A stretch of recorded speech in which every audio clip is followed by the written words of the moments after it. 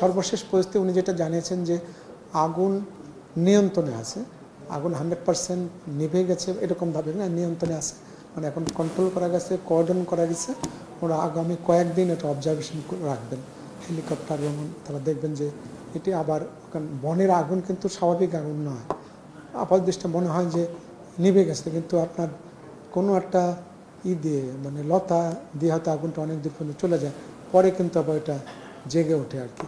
তো বনের আগুন নিভানোর ক্ষেত্রে আপনার সাথে সাথে ডিক্লেয়ার করা যায় না, তো এই জন্য তারা এখন ওখানে ক্লোজ মনিটরিং অবজারভেশনে রাখবেন আগামী কয়েকদিন, তারপর তারা ডিক্লেয়ার করবেন আর না। উনি অবৈধ উনি সন্তোষ প্রকাশ করেছেন যে কার্যক্রমের ব্যাপারে, কারণ আপনারা জানেন যে ফায়ার সার্ভিসের পুরো টিম ওখানে কাজ করছে, জেলা প্রশাসন, পুলিশ প্রশাসনের, স্থানীয় জনগণ, প্রায় 55 জন ফায়ার সার্ভিসের ফুল টাইম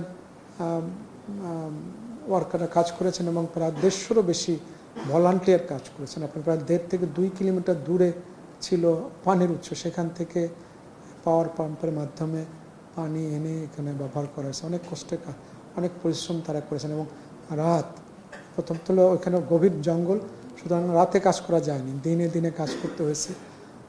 ওখানে তো আরও অনেক রিস্কও ছিল, তাই না?